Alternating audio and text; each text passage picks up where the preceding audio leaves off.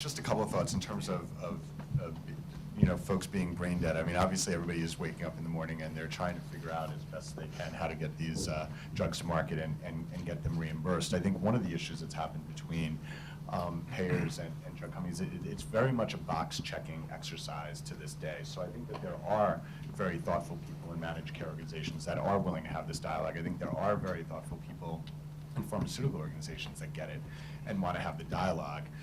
In many instances, the box-checking process takes over, and you ultimately end up relying on an advisory panel in Europe and an advisory panel in the US with the same players who go to every meeting. You're working with the same consultants that are helping you develop a pricing policy, and you're never getting past that. And then you've got a document, probably in the R&D organization, that comes from the market access and the commercial organization that says, this is what the payer community is saying, and everybody feels very good about this file now and this dossier that they have because, look, we've been talking to payers and advisors, but it's again done very much as a box-checking exercise without very real insight. And I think until we actually get people in the room to try to get them beyond that and beyond that same panel of 8 payers that haven't really been in an organization for the past 5 years in a difficult marketplace commenting on things, it's going to be difficult to excel the dialogue. I think something that Rob said, I think was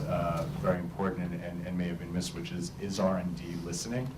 What I have found is that it is very difficult to get people past their own beliefs of the baby that they've brought into the world.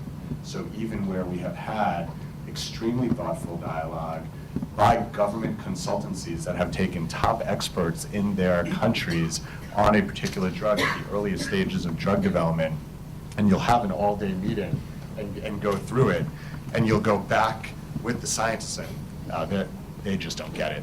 Don't worry, they'll get it when this thing comes out, and they'll pay for it and they'll understand it. So that feedback actually just doesn't permeate the organization. It sort of gets stopped. It's taken in, but then completely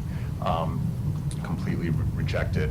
And then finally, I'd say in some ways it's about transparency and risk. One of the first things you learn in law school is you never ask the question that you don't know the answer to. And we continue to go down a path where there's so much investment and so much at stake that pharma companies are not asking the questions that they don't want to hear the answer to, and then being prepared to take a risk based on